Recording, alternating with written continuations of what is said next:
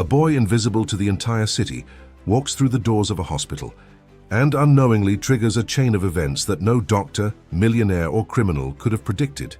The thin March rain was turning the streets of downtown Manhattan into dirty mirrors, reflecting neon lights and the perpetual rush of passers-by. Amidst the coming and going of people running to shelter from the drizzle, a small figure walked slowly, as if he had all the time in the world.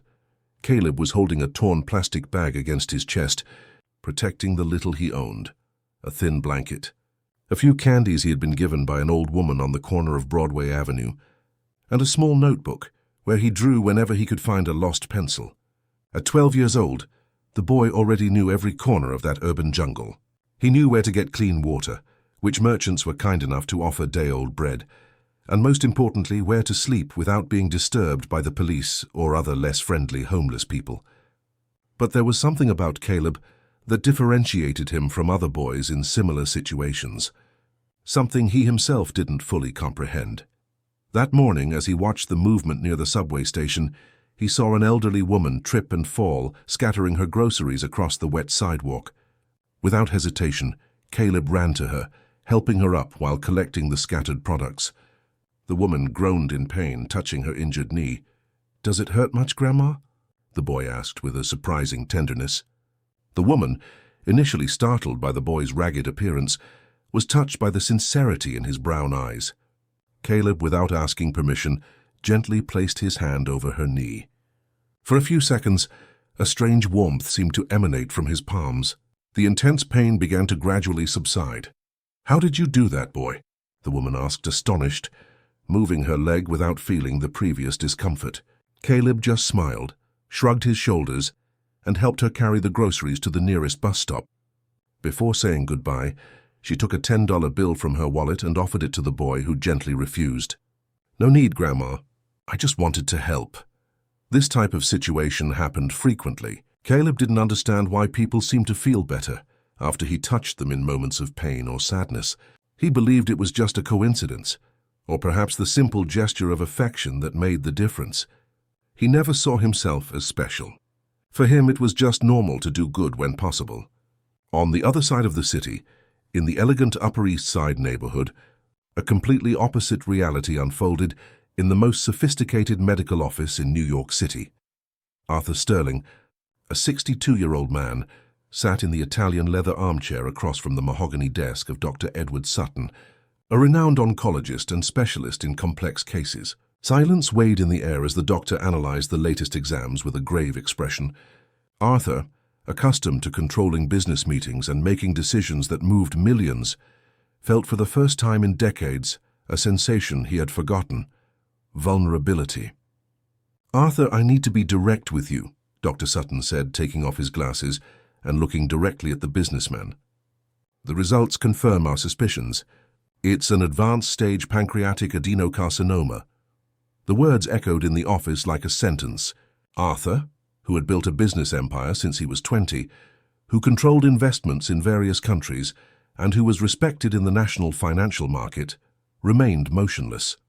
Only his hands, always firm during negotiations, trembled slightly. "How long?"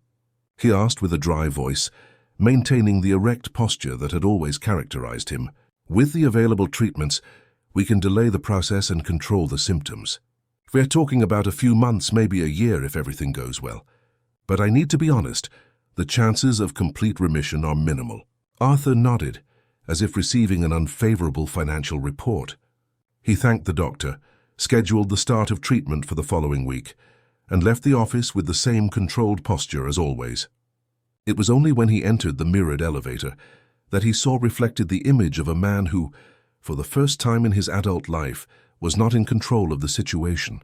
On the way home, driving his Mercedes through the streets of New York City, Arthur thought about the irony of fate. He had dedicated his whole life to accumulating wealth, gaining power and influence, always postponing relationships and moments of genuine happiness. Now, when he finally had the resources to buy anything he wanted, he discovered that the only thing that really mattered was not for sale. His mind wandered to Claire, his niece and only living relative. Daughter of his younger sister, who had passed away years ago, Claire had chosen a path completely opposite to his. She was a doctor, but not the type who attended in luxurious private clinics. She worked in the public system, at a metropolitan public hospital in Queens, caring for people who often couldn't even afford the prescribed medications. Arthur had always judged this choice as naive and financially limited. They spoke only on commemorative dates, formal and distant conversations. Claire disapproved of the capitalist world her uncle represented, while he considered her work a waste of talent, two extremes that could never meet in the middle. But now, facing his own mortality, Arthur began to question his priorities. Had he lost something important by focusing exclusively on asset growth? Had Claire, with her dedication to the less fortunate, found a purpose he had never known how to value? The following days passed in a mechanical routine. Arthur continued managing his businesses, participating in meetings and making decisions, but everything seemed to have lost its previous luster. The diagnosis was a constant weight on his mind, a silent countdown that accompanied him every moment. It was during one of those heavy mornings, as he was heading to seek a second medical opinion at City General Hospital, that destiny prepared an unlikely encounter. A sudden, intense pain shot through his abdomen like a hot blade. Arthur tried to lean against the wall, but his legs gave way. His vision blurred, and he collapsed at the entrance of the public hospital where Claire worked. The movement was immediate. Nurses and security guards approached, people gathered curiously, and emergency equipment soon arrived. But it was in that moment of confusion that Caleb, who was passing through the area after helping a water vendor carry heavy bottles, saw the commotion and felt something inexplicable pull him towards the situation. If this story interested you, don't forget to subscribe to our channel and give it a like. Tell us what city you're watching us from. We're continuing. Without a second thought, Caleb crossed the small crowd that had formed at the hospital entrance. The security guards tried to stop him, but the boy was fast, slipping between people like water through fingers. Something inside him screamed that he needed to get to that man on the ground. "Hey, kid, you can't go in here," shouted one of the security guards, trying to reach him. But Caleb was already kneeling beside Arthur. The businessman was pale, sweating coldly, with his eyes half closed and his breathing irregular. The cardiac monitors showed a dangerously accelerated rhythm. Claire Sterling, who had been called to the emergency, arrived running with the medical team. "Prepare the gurney. We need to take him to the emergency room," Claire shouted, but stopped abruptly when she saw the street boy kneeling next to the patient. Caleb, completely ignoring the chaos around him, placed his small hands on Arthur's chest. He closed his eyes and once again felt that familiar warmth run through his arms, as if a gentle energy was flowing through him. The noise around seemed to diminish, and for a few seconds everything was silent. The monitor's beeps began to gradually stabilize. Arthur's breathing became more regular, color slowly returned to his face, and his eyes opened slowly. He looked directly at Caleb, and for a moment the two stared at each other in a deep silence. What happened? Claire murmured to herself, watching the numbers on the monitors inexplicably normalize. "It must have been a passing crisis," said one of the nurses, checking the equipment. "Sometimes the machines malfunction." But Claire knew there was no malfunction. She had seen the exact moment everything changed. It had been when the boy touched the patient. As a doctor, her rational mind rejected any supernatural explanation, but as a human being she couldn't ignore what her eyes had witnessed. Caleb slowly stood up, looked once more at Arthur with a shy smile, and tried to discreetly walk away. But before he could leave, Claire gently held his arm. "Wait," she said softly. "What's your name?" "Caleb," the boy replied, looking around like a startled animal ready to flee. "Caleb, did you do anything special just now?" The boy shook his head, genuinely confused. "I don't know, doctor. I just wanted to help." He seemed to be suffering. Arthur, now completely conscious and sitting on the gurney, observed the conversation in silence. The terrible pain he had felt minutes before had completely disappeared. He felt better than he had in weeks. It was impossible, but it was real. Claire allowed Caleb to leave, but not before noting his description and asking where she could find him again. The boy, cautious as always, gave only vague information about frequenting the downtown area. In the days that followed, Arthur's life took a completely unexpected turn. The new tests requested by Claire, who had become his treating physician after the hospital episode, showed something that defied all medical logic. Tumor markers had decreased drastically. The masses that appeared in previous images seemed smaller, less defined. "This is impossible," murmured Dr. Sutton when Arthur took the new results to the private office. "In 20 years of oncology, I have never seen such a rapid and significant regression without any treatment." "But are the tests correct?" Arthur asked, trying to maintain external calm while internally feeling a mixture of hope and disbelief. "They are. We've redone them 3 times with different equipment. The results are consistent. I don't have a scientific explanation for this, Arthur. It's as if your body has activated some extremely efficient defense mechanism." Arthur left the office with his mind racing. As a businessman, he was accustomed to seeking logical explanations for all phenomena. Coincidences did not exist in the world of investments. There was always a cause behind every effect, and the only different variable in his routine had been the encounter with that strange boy. During a solitary dinner in his penthouse apartment, Arthur made a decision. He picked up the phone and dialed. Jack Ryan, a former police detective who now worked as a private investigator. Jack had been useful in previous corporate investigations, always discreet and efficient. "Jack, I need a special job," Arthur said when the detective answered. "I want you to find information about a boy. He should be around 12, named Caleb. He frequents the central area of the city."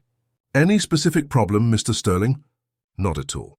It's a personal matter. I need to know where he lives, who he lives with, everything you can find out about him. But I want absolute discretion. No one can know that I'm interested in this boy." Jack, accustomed to the eccentricities of his wealthy clients, accepted the job without asking further questions. In a week, he would have a complete report. Meanwhile, Claire couldn't get the episode out of her head. As a doctor, she had always relied on science to explain the world, but as the daughter of a family from upstate New York, she had grown up hearing stories of folk healers and people with special gifts. Her maternal grandmother, Grandma Betty, used to tell stories about people who had the gift of healing in their hands. Driven by curiosity and an impulse she couldn't explain, Claire began to frequent the hospital's surroundings during her time off, looking for the boy. That's how 3 days later, she found him sitting in the square in front of the subway station, sharing bread with an elderly man who seemed hungry. "Caleb," she called softly, approaching slowly so as not to scare him. The boy looked up and immediately recognized the doctor. His first impulse was to run away, but something in the doctor's gentle expression made him stay put. "Hi, doctor," he said timidly.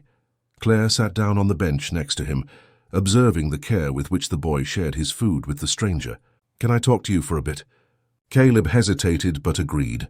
Claire started with simple questions about his life, where he slept, how he got food. The boy answered evasively but politely.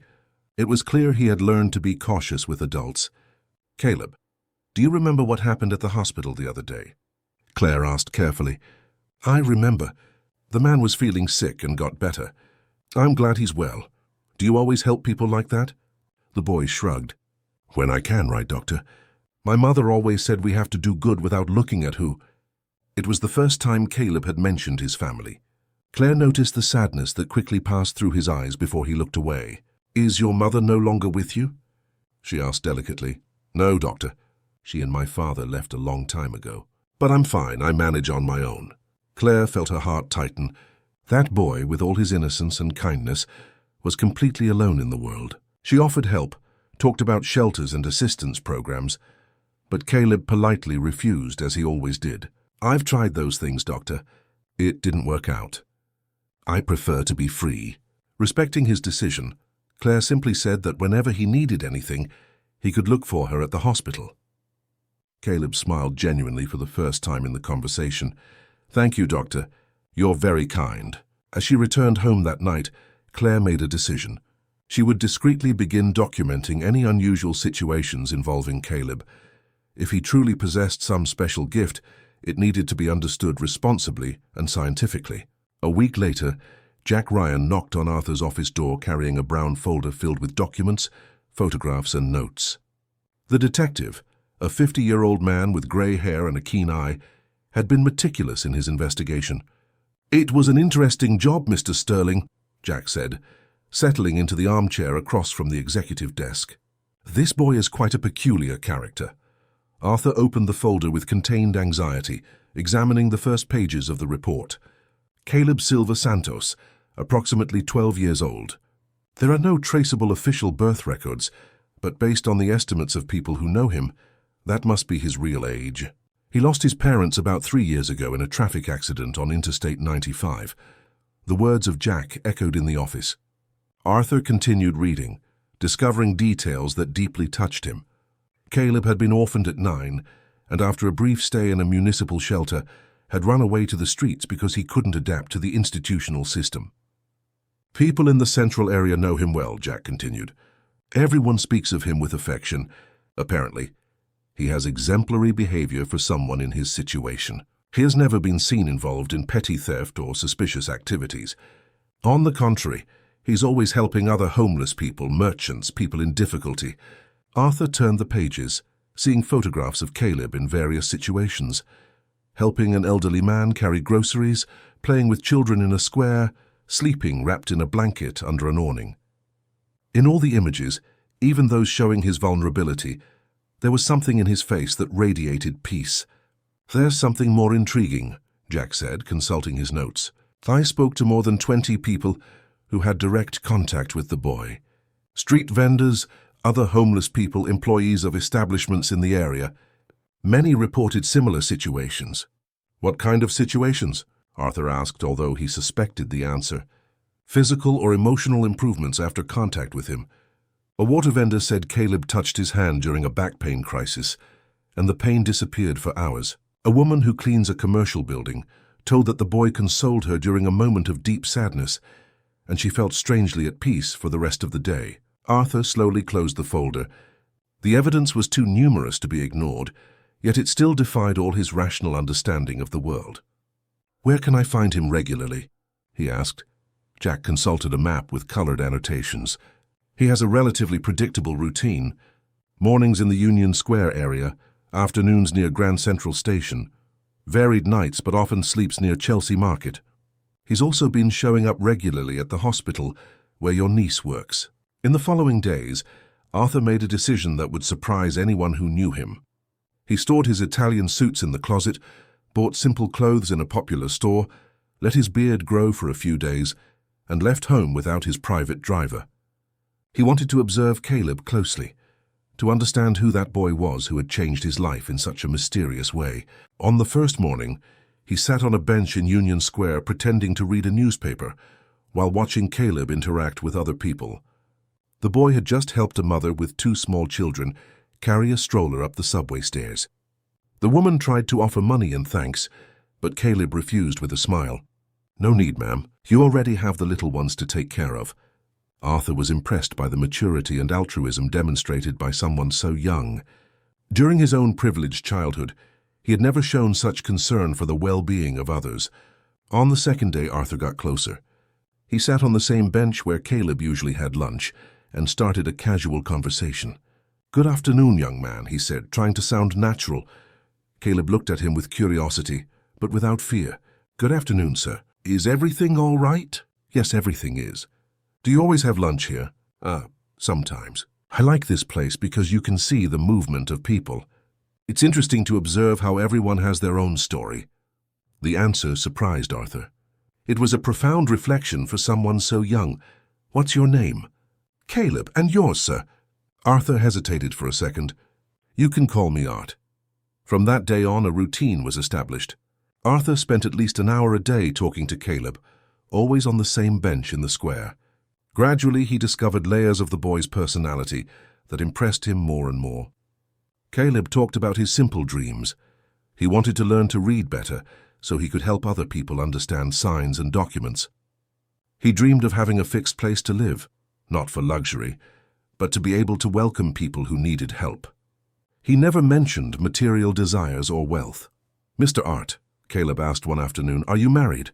Do you have children?" The question caught Arthur off guard. "No, Caleb, I never married. I always thought I didn't have time for family." "It must be lonely," the boy observed with a simplicity that deeply touched the businessman's heart. It was lonely indeed. Arthur had never admitted it to himself, but now, talking to that 12-year-old boy, He recognized that he had spent decades building walls around his feelings. "And you, Caleb? Do you miss having a family?" The boy's face saddened momentarily. "I really miss my parents. But I learned that we can make a family with the good people we find along the way. Like Dr. Claire, she's very kind to me." During these conversations, Arthur began to see New York City through completely different eyes. Caleb showed him details of the city he had never noticed. The candy vendor, who always saved a few chocolates for children without money. The florist who gave withered flowers to anyone who wanted to brighten someone's day. The traffic guard who helped the elderly cross the street, even when it wasn't his responsibility. "So many good things are happening at the same time that we don't even see," Caleb said one afternoon. "Most people only pay attention to what's wrong." These words were etched in Arthur's mind. For years he had focused only on problems to be solved, competitors to be overcome, profits to be maximized. He had never reserved time to notice the simple beauty that existed around him. A week after this revelation, something unexpected happened. Arthur arrived at the square at the usual time, but Caleb was not there. He waited for 2 hours, but the boy didn't show up. The next day, the situation repeated itself. Concerned, Arthur decided to look for Caleb in the other places mentioned by Jack. He visited Grand Central Station, Chelsea Market, the surroundings of the hospital where Claire worked. In all places, he found people who knew Caleb, but no one had seen him in the last few days. It was a hot dog vendor near the hospital who provided the first unsettling clue. "Little Caleb. I haven't seen him for about 3 days. But yesterday some strange guys came by asking about him. I didn't like their look at all." Arthur felt a chill down his spine. Until then, his concern had only been about Caleb's absence. Now he began to suspect that something more serious might be happening. That night in his apartment, he called Jack Ryan again. "Jack, I need you to investigate something urgent. Caleb has disappeared, and there are indications that suspicious people are looking for him." "What kind of suspicious people?" Jack asked, already in professional mode. "I don't know yet, but I have a bad feeling. This boy might be in danger." While awaiting Jack's return, Arthur realized something that surprised him. He was genuinely concerned about the well-being of another person, something he hadn't felt in decades. Caleb had awakened in him not only a mysterious physical cure, but also a humanity he thought he had lost forever. If this story interested you, don't forget to subscribe to our channel and give it a like. To tell us what city you're watching us from, we're continuing. 3 weeks before Caleb's disappearance, a sinister figure had begun circulating the streets of downtown Manhattan, asking questions about the boy. Rex Dixon, known on the streets only as Sparrow, was a 45-year-old man who commanded a small group of people involved in illegal activities in the alley area. Sparrow wasn't exactly a major criminal, but he had enough influence on the periphery to be respected and feared. He controlled points for selling stolen goods, organized protection schemes for local merchants, and, most importantly, knew how to exploit vulnerable people for his own ends. It was during a casual conversation with Joey the accordionist, a street musician who knew Caleb well, that Sparrow first learned about the boy's special abilities. "This kid is different, Sparrow," Joey had commented while counting coins he had earned playing at the station. "People feel good near him. I've seen people with severe pain get better just by him touching their hand." Initially, Sparrow had laughed at the story, considering it simple people's superstition. But when he started paying attention, he noticed something interesting. Wherever Caleb appeared, people treated him with unusual affection and respect. Vendors saved food for him. Store security guards let him stay nearby even knowing he was homeless. People stopped to talk to him as if he were a longtime friend. For a man like Sparrow, this social influence represented an opportunity. If he could control Caleb, he could use his popularity as a facade for his activities. Who would suspect crimes involving a boy so beloved by the community? The first approach happened on a grey morning in April. Caleb was helping Ems. Martha, an elderly woman who sold corn cakes near Fulton Center, organized her products when Sparrow approached. "Hey, kid, are you the famous Caleb everyone talks about?" Caleb looked up and immediately felt something unpleasant about the man's presence. He had learned on the streets to trust his instincts, and all of them screamed for caution. "That's me. How can I help you, sir?" Sparrow smiled, but there was no warmth in his smile. "I want to make you an offer, kid. I heard you have a special way with people. You could work with me, earn some good money. Work as what? Caleb asked, although he already suspected he wouldn't like the answer. Oh, nothing much. Just stay nearby when I'm doing some business. Your presence makes people calmer, right? Everyone likes you. Caleb shook his head immediately. No, thank you, sir. I don't like to get involved in business I don't understand. Sparrow's smile instantly disappeared. Look, kid, it wasn't exactly a request. It was an offer. And offers like that don't usually come up twice. Ms. Martha, who had only been observing the conversation until then, bravely stepped closer. Leave the boy alone, Sparrow. He's not bothering anyone. You weren't called into the conversation, Martha, Sparrow replied coldly. And you, kid, you have until the end of the week to think about my offer. It's not good to let opportunities pass you by. After Sparrow left, Caleb felt a concern he hadn't experienced in a long time. Ms. Martha, noticing his discomfort, placed her hand on his shoulder. That man is no good, Caleb. If he looks for you again, don't be alone. Come here near me or look for other trusted adults. In the following days, Caleb tried to maintain his normal routine but noticed he was being watched. Men he didn't know appeared in the places he frequented, always keeping their distance but clearly watching him. The feeling of being hunted was terrible. It was during this period of tension that Claire began to notice changes in Caleb's behavior. When he appeared at the hospital, he seemed more nervous, frequently looked around, and there were new marks on his face that he couldn't convincingly explain. Caleb, are you okay? Claire asked one afternoon when she found him sitting alone in the hospital courtyard, quieter than usual. I am, Dr. Claire, he replied, but avoided looking directly at her. Are those marks on your face from a fight? Caleb instinctively touched a bruise on his forehead. It was nothing, Doctor. I tripped and fell. Claire knew he was lying, but decided not to pressure him at that moment. Instead, she offered medical help to treat the injuries and said her door was always open if he needed to talk. The situation escalated quickly when, a week after the first encounter, Sparrow looked for Caleb again, this time accompanied by 2 other men. So, kid, did you have time to think about my offer? Caleb was near Chelsea Market, organizing some fruits a vendor had given him when the 3 approached. This time there was no one nearby who could intervene. I've decided, sir. I can't accept. Sparrow's face hardened. Can't or won't? I really won't, sir. I prefer to stay as I am. It was then that one of the men accompanying Sparrow stepped forward, a threatening expression on his face. Maybe you didn't understand right, kid.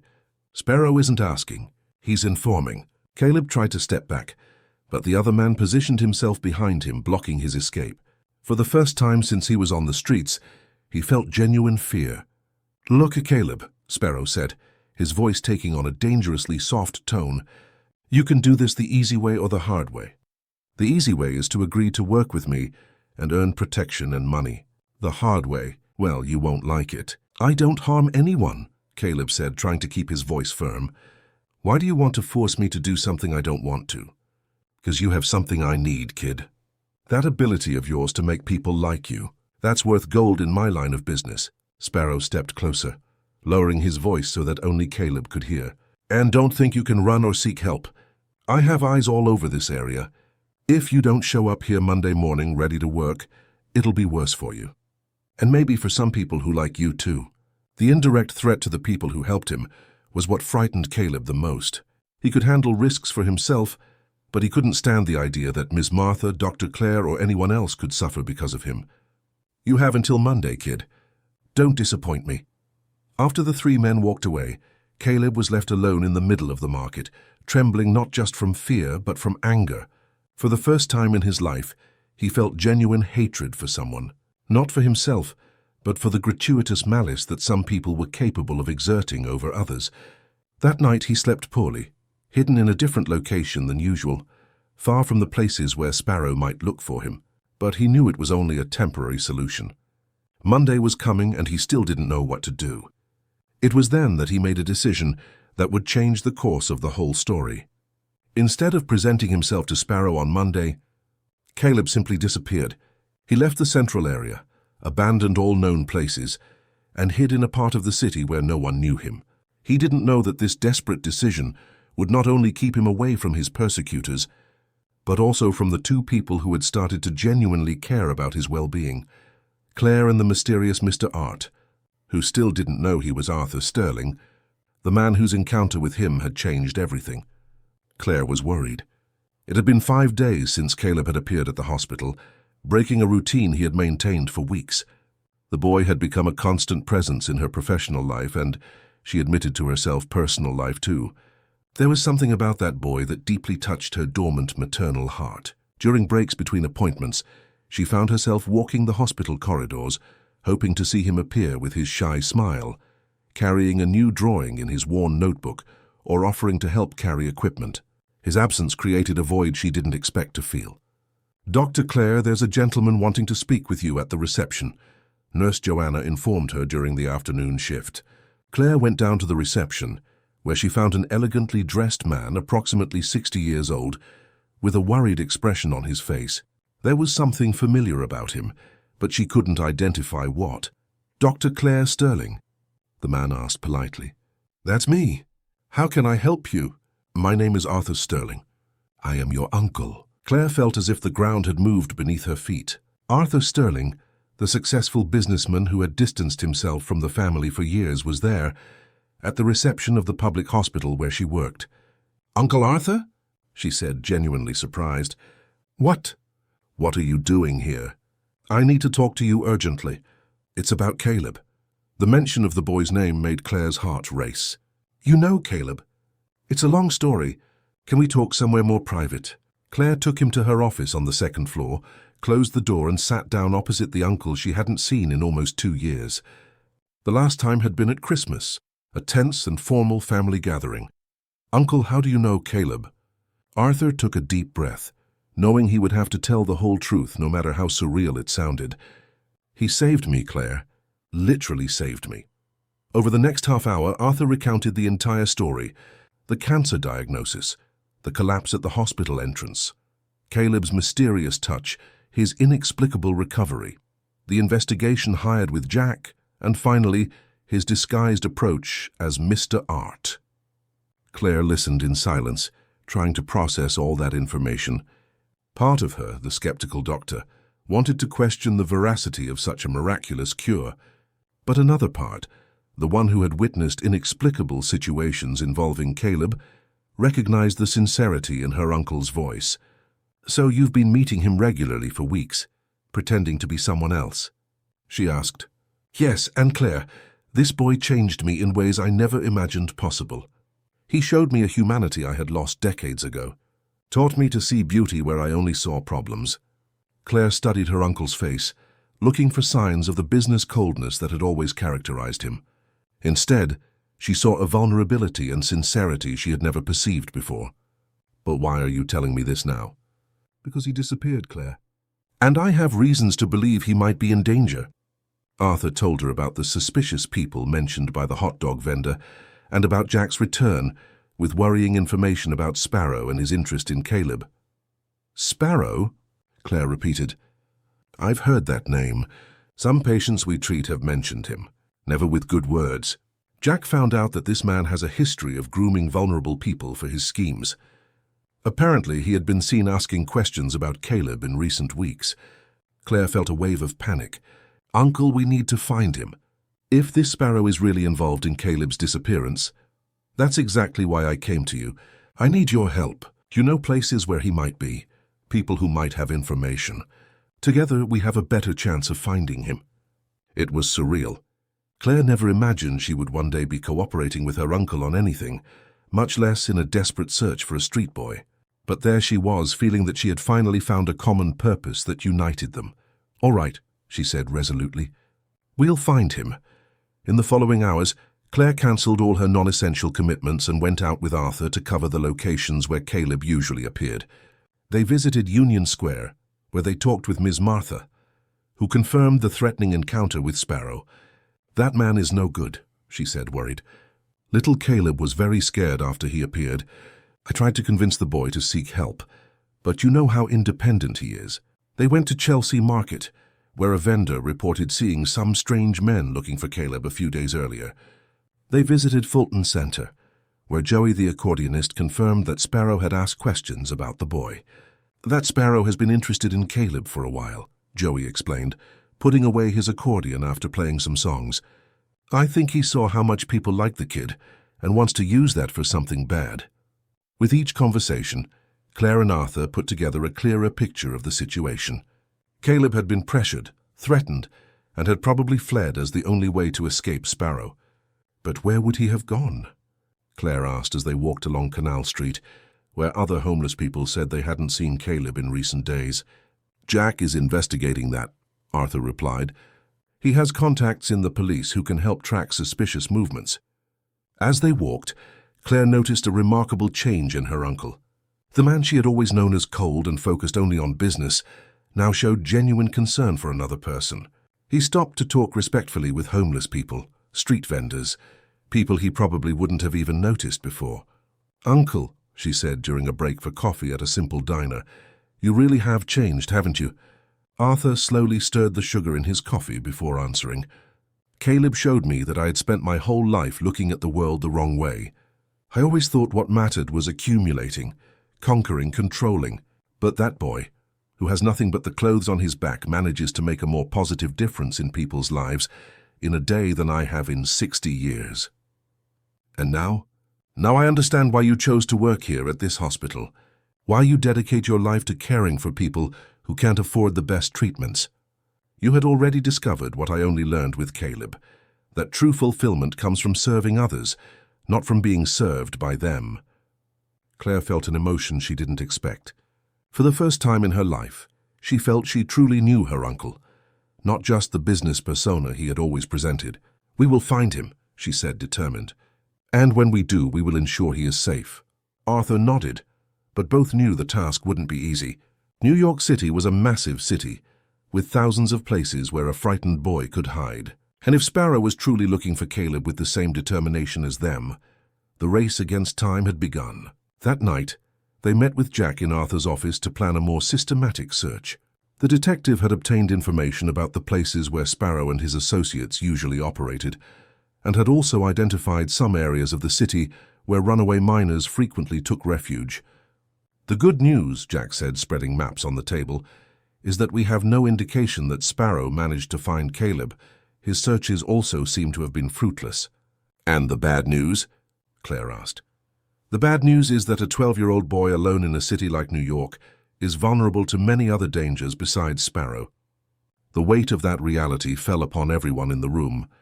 Caleb was lost somewhere in the metropolis, scared, alone, and possibly in danger. But Claire and Arthur now had a common purpose that united them: to find the boy who had changed their lives and ensure he was safe. If this story interested you, don't forget to subscribe to our channel and give it a like. Tell us what city you're watching us from. We're continuing. The search had lasted for 3 intense days. Claire and Arthur covered distant neighborhoods, talked to social workers, visited shelters and support centers.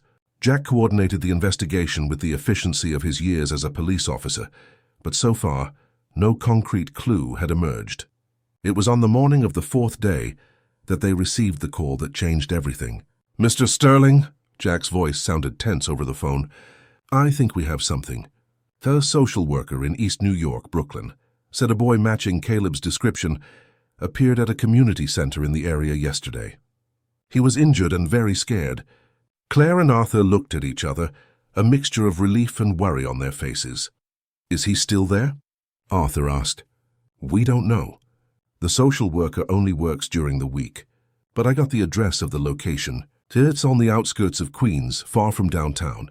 An hour later, the three were in a car heading along the highway towards East New York. Claire looked out the window at the landscapes that were gradually changing, from the developed urban center to the simpler constructions on the outskirts. "Why would he have gone so far?" she murmured. "Fear," Arthur replied. "When you're truly scared, you want to go to the furthest possible place from what threatens you." The community center was a simple building, painted blue and white, with a small sign indicating activities for children and adolescents. Upon arrival, they were greeted by Ems, Connie, a gray-haired woman who coordinated the local activities. "Are you the people looking for the boy?" she asked, analyzing them with a suspicious look. "We are," Claire said. "His name is Caleb. We are very worried about him." Miss Connie studied their faces for a few seconds before relaxing her posture. "He was here yesterday, yes. Poor child, he was hungry and injured. We gave him food, took care of his wounds, but he didn't want to stay to sleep. Injured how? Arthur asked, feeling anger growing in his chest. Bruises on his face, scratches on his arms. He said he had been in a fight. But I've worked with children for 30 years. I know when someone has been assaulted by adults. Claire felt her heart tighten. Did he say where he was going? Not exactly. But he mentioned that he wanted to find a place where he could help people without causing problems for anyone. He also talked about a doctor and a Mr. Art, who were important to him. Arthur and Claire exchanged meaningful glances. Miss Connie, Jack intervened, do you have any idea where he might be now? Well, there's an old occupation about 2 kilometers from here, near the train line. Many street kids end up going there when they need to hide from something. It's not the safest place, but it's discreet. With new directions, they left immediately. The occupation was a set of unfinished constructions, abandoned years ago by a bankrupt company. Among the concrete structures, some families had created makeshift homes, and it was common for it to serve as a temporary refuge for people in desperate situations. It was Claire who saw him first. Sitting alone in a corner of a roofless construction, Caleb was drawing in his worn notebook, as he always did when he wanted to distract himself from problems. "Caleb!" Claire called softly so as not to startle him. The boy quickly raised his head and his face lit up when he recognized the doctor. But when he saw Arthur beside her, his expression became confused. "Dr. Clare, how did you find me?" Claire ran to him, observing the bruises on his face with the eyes of a worried doctor. "We were very worried about you, Caleb. You disappeared suddenly. No one knew where you were." I couldn't stay there, Doctor. It was dangerous. I didn't want anyone to get hurt because of me." It was then that Caleb noticed that Mr. Art was also approaching. His confusion increased. "Mr. Art? What are you doing with Dr. Clare?" Arthur knelt in front of the boy, knowing that the moment of truth had arrived. "Caleb, I need to tell you something very important. My name isn't Art, it's Arthur, and Dr. Clare is my niece." The boy looked from one to the other, trying to process the information. "I lied about my name because I wanted to get to know you better, but I was afraid you would be intimidated if you knew who I really am." "Who you really are?" Arthur took a deep breath. "I'm a businessman, Caleb. A rich person who, until I met you, only cared about making more money. But you changed me, boy. You changed me profoundly." Claire watched the scene, feeling intense emotion seeing her uncle completely shed his social masks in front of a child. "Remember the day you saved me at the hospital entrance?" Arthur continued. "I was very sick, Caleb. The doctors said I didn't have much time to live. But after you touched me, everything changed. I was cured in a way that no doctor can explain." Caleb was stunned. I didn't do anything special, sir. I just wanted to help.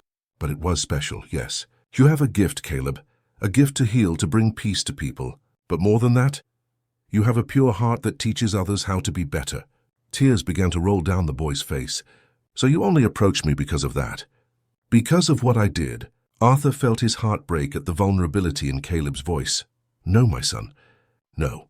He used a word he had never said to any child for the first time. "I approached you first out of curiosity, it's true. But I kept coming back because you became the most important person in my life." "How so?" "You taught me to see the world with different eyes, Caleb. You taught me that true wealth is not in what we possess, but in what we give to others. You showed me that I had spent 60 years living empty, without truly loving anyone."